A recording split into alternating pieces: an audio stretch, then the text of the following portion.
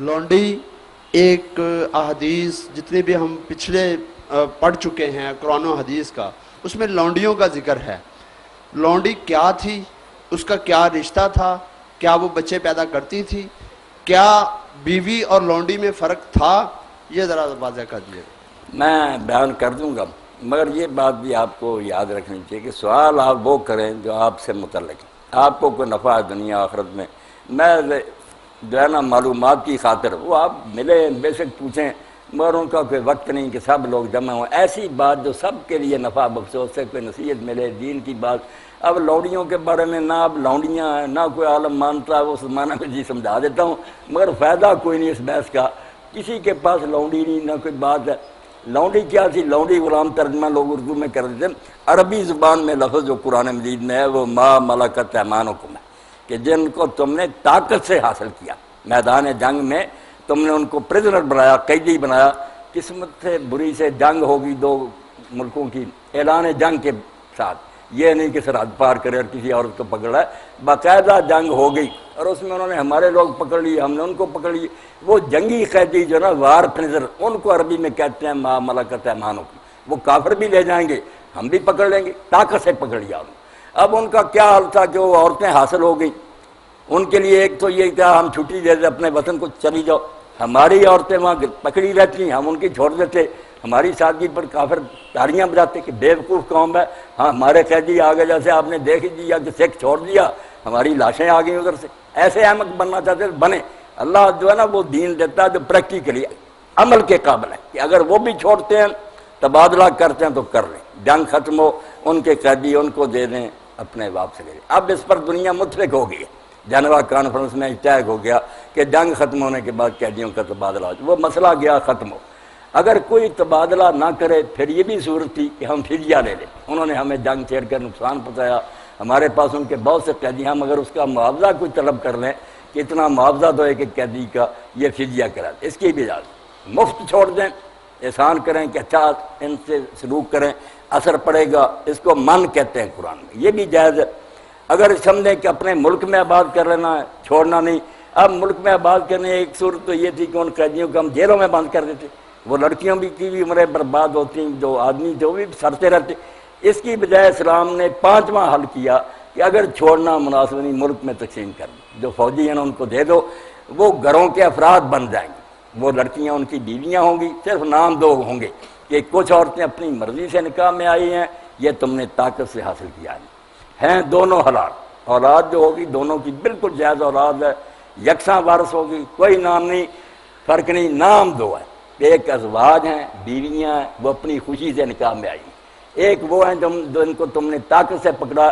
اب حکومت کا اراٹ کر دینا کہ یہ صفائی کو دے دی، جس طرح باپ بیٹی دیتا، اس سے بڑھ کر ہے کہ حق میں وقت نے دے دی. اندراج ہو گیا، وہ سپاہی کی بیوی ہے، اس سے جو اولاد ہوگی بالکل حلال ہوگا. یہ ہیں لونڈیاں نہ کار کریں، اور اصل نام ہی قرآن کر لینا چاہیے کہ ملک یمین ہے. طاقت کے ذریعہ ان کو ہم نے گرفتار کیا، ان کا یہ حل ہے. باقی عام لوگ اگر اپنے بچے بیچتے ہیں، لوگ پکڑ کر بیچ دیتے ہیں، یہ جرم اتنا بڑا جرم ہے. اللہ کے رسول علیہ السلام نے جو 3 گناہ بیان کیے کہ ان کے خلاف اللہ فرماتا میں خود مستغیث ہوں گا، میری عدالت میں اللہ کہتا میں خود پارٹی بنوں گا. اتنا بڑا جرم. ان میں سے کیا کہ آزاد بچے بچی کو پکڑ کر غلام بنا دینا. یہ غلامی وغیرہ کوئی نہیں، میدان جنگ میں پکڑے ہوئے قیدی ان کا حال ہے کہ وہ ہمارے لے جائیں گے.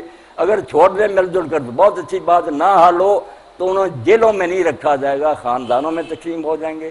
وہی حقوق ہوں گے جو بیویوں کے ہیں، کھائیں گی پئیں گی بیویاں، تعلق جائز، بچے حلال، وارث ہیں سارے. اب اس بارے میں کوئی رہ گئی بات، مگر سوال کچھ نا جو عام ضرورت کے نا آپ کی وہ کریں، بسم اللہ، سب کو فائدہ ہو جائے.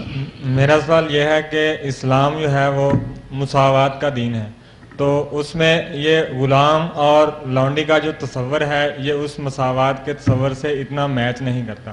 تو پہلا سوال یہ، اور دوسرا یہ کہ وہ جو سسٹم تھا غلام اور لونڈی والا وہ ابھی بھی قائم ہے یا ختم ہو گیا؟ اگر ختم ہوا تو کب ہوا؟ پہلی بات تو آپ سارے حضرات جو ہے نا اپنے ذہن میں بٹھائیں کہ دین اسلام میں مساوات نام کی کوئی چیز نہیں. جو کوئی اٹھتا نا مساوات فطرت کے خلاف بالکل ایک ایسی بےہودہ بات ہے جس کا کوئی جواب ہی نہیں ہے. گرم اور سرد ایک طرح کے نہیں ہو سکتے، میٹھا اور کڑوا یکساں نہیں ہو سکتے۔ مساوات کیا بےہودگی ہے۔ اسلام عدل کا حکم دیتا، عدل کہ ہر شے کو وہ مقام دو جس کے وہ لائق ہے۔ ایک عالم ہے، پروفیسر ہے، ڈاکٹر ہے، اس کو جو عزت ہم دیں گے وہ ایک جاہل ان پڑھ کو دیں گے؟ یہ مساوات کیا ہو کہ سب کو برابر کرو؟ بیوقوفوں کے بعد۔ اور ایک ڈاکو ہے، چور ہے، اس کو بھی عزت نہیں جو ایک مہمان کو دیتے ہیں کہ ان کو جیلوں میں بند نہ کرو، مہمان بنا کر گیسٹ بنا کر کی خدمت کرو۔ یہ مساوات کا لفظ نہ قرآن میں ہے نہ اللہ کے رسول نے یہ کہا کہ مساوات کرو۔ عدل کا حکم، عدل ہے ہر شے کو اس کے ٹھکانے پر رکھو، جس لائق ہے کوئی چیز وہ رکھو۔ اب جو مجرم ہے ان سے مجرموں والا سلوک ہوگا، یہ عدل ہے، ان کو سزائیں دی جائیں، ان کو ذلیل کیا جائے، یہ ظلم نہیں ہے۔ تو لونڈیاں اور غلام بھی صرف کافر بنتے تھے۔ کافر میرے بچے سب سے بڑے مجرم ہیں، کیونکہ ہمارے ذہنوں میں دین کی اہمیت نہیں، اس لیے ہم اس جرم کو نہیں سمجھتے۔ یہ چوروں اور ڈاکوؤں کے مقابلہ میں زیادہ مجرم ہے کہ خدا کی مخلوق ہیں، اس کی زمین پر رہ رہے ہیں، اس کی سلطنت میں، اور سلطنت میں رہتے یہ باشندے اس کے باغی، اس کے بھیجے ہوئے حاکم کو نہیں مانتے، رسول کو۔ اس لیے کفار کی کوئی عزت نہیں۔ اللہ تعالیٰ نے اگر رعایت دی نا بہت مشکل سے، ورنہ یہ اسلامی قانون میں ایکسیپشن سمجھیں کہ کوئی شخص کسی ملک کے آئین کو نہ مانے، اس کو کون شرعی حقوق دیتا؟ نہ امریکہ دیتا، نہ برطانیہ دیتا۔ پہلے حالت اٹھانا پڑتا ہے کہ میں اس ملک کے آئین کا وفادار رہوں۔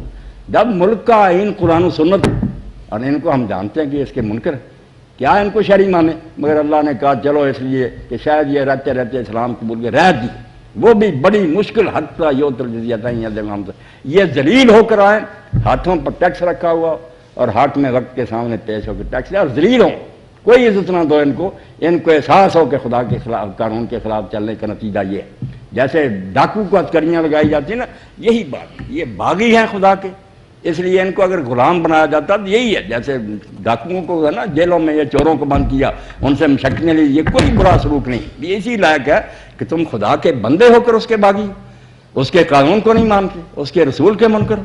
اس لیے آپ پہلے دین کا ذہن میں مرتبہ اٹھائیں کہ دین ہے کیا، وہ مالک کائنات کا فرمان ہے۔ جو اس کے باغی ان کو کیا اعزاز و اکرام دیا جائے؟ کوئی نہیں، بلکہ ان کی عزت کی جائے۔ دافع نجعل المسلمین والمجرمین، حکم ماننے والے نافرمانوں کو برابر کر دیں، یہ مساوات عجیب ہے، ظلم۔ تو ان کو یہی سزا ملنی چاہیے تھی کہ یہ غلام بن کے رہیں۔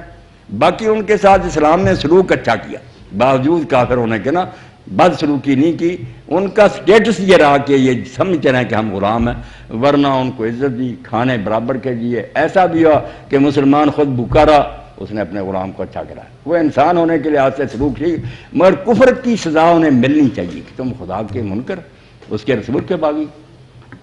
باقی وہ ختم نہیں ہوا جو قرآن چاہتا تھا، دنیا سے منوانا چاہتا، لوگ اس پر آ گئے، جنوا کانفرنس میں طے ہوگی بات۔ اسلام اس پر راضی تھا کہ جنگ ختم ہونے کے بعد، پہلی تو بات یہ ہے کہ لونڈیوں غلاموں کے بارے میں آپ سمجھیں کہ وہ خریدے نہیں جاتے کہ کسی نے اپنا بیٹا بڑی دیا اور ہم نے خرید لیا، یہ کوئی لونڈی غلام نہیں، پہلے ہوتا تھا۔ اب یہ بہت بڑا جرم ہے کہ ایک آزاد آدمی کو تم نے غلام بنا لی۔ جنگ ہوگی تو وار پریزنر جو ہے نا، جنگی قیدی، ہمارے بھی ادھر پھنس جائیں گے مرد عورتیں، ان کے ہمارے ہاتھ آ جائیں، ان جنگی قیدیوں کو کہتے ہیں قرآن کا لفظ ہے ما ملکت ایمانکم، جن کو تم نے بزور قوت گرفت میں لیا، جنگ لڑ کے۔ اب ان کا حال اسلام یہ چاہتا تھا کہ جنگ کے خاتمے کے بعد لوگ اپنے اپنے قیدی واپس لے لیں، مگر اس وقت کافر نہیں مانتے تھے، اس لیے مجبوراً دوسرا حل کر رہا۔ اب لوگ اس پر آ گئے کہ جنگ ختم ہوتی ہے قیدیوں کا تبادلہ ہو جاتا، اس لیے وہ مسئلہ نہیں پیدا ہوتا، مسئلہ نہیں ختم ہو گیا، لوگ پہلے حل پر آ گئے۔ اور اگر تبادلہ نہ ہو، مسلمان حکومت محسوس کرے کہ ہمارے پاس ان کے قیدی ہیں، ہمارے تو ان کے پاس نہیں ہیں، اس لیے فائدہ اٹھانا چاہیے کہ انہوں نے ہمیں جنگ میں کیوں پھنسایا تھا، ان پر ٹیکس لگا دیں کہ اتنا اتنا معاوضہ دو، فدیہ، پھر جان چھوٹے، ان کی حکومت سے رقم وصولی جائے کہ قیدی کی، یہ بھی حل ہے۔ احسان کر کے چھوڑ دیا جائے، یہ بھی راستہ کھلا، حاکم وقت کی مرضی پر ہے کہ وہ انہیں لونڈی غلام بنانے کا فیصلہ کرتا ہے، واپس کر دیتا ہے، ان کا عوض لے لیتا ہے، ان پر احسان کر کے چھوڑ دیتا۔ اور ایک بات یہ بھی ہے کہ جیسے غیر مسلم ہمارے ملک میں پہلے رہ رہے، اگر گنجائش ہو ہمارے پاس ملک میں ان کی آبادیاں بنا دی جائیں، لونڈی غلام نہیں بنائے گا، وہ بھی ریت بنا لے گا ذمہ، وہ بھی ٹھیک ہے، 5 راستے ہیں کھلے۔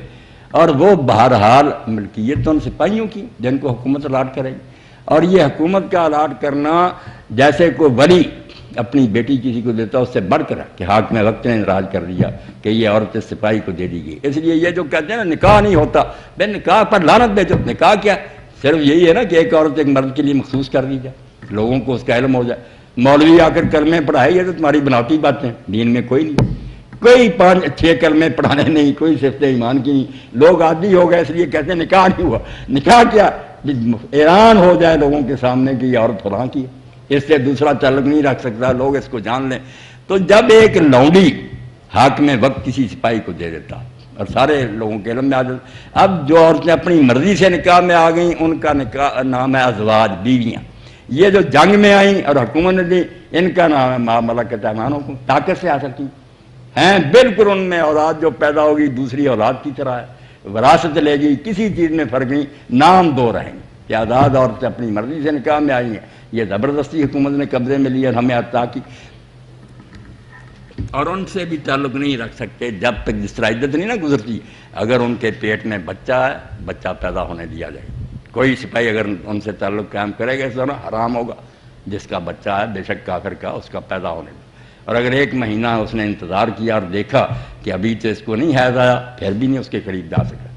پورے شریعت کے قوانین ہیں بیوی کی طرح کے، مگر بہرحال 2 گروہ آزاد عورتیں اپنی خوشی سے نکاح کرتی ہیں، یہ تو دشمن کی عورتیں بڑی مشکل سے پکڑیں، اور یہ لوڈیاں رکھنا اور غلام رکھنا آپ خود سمجھیں کہ کوئی آسان مرحلہ نہیں، سانپ ہے گھر میں رکھیں دشمن، ان کی نگرانی رکھنا بڑا مشکل مرحلہ کہ نقصان پہنچا دیں۔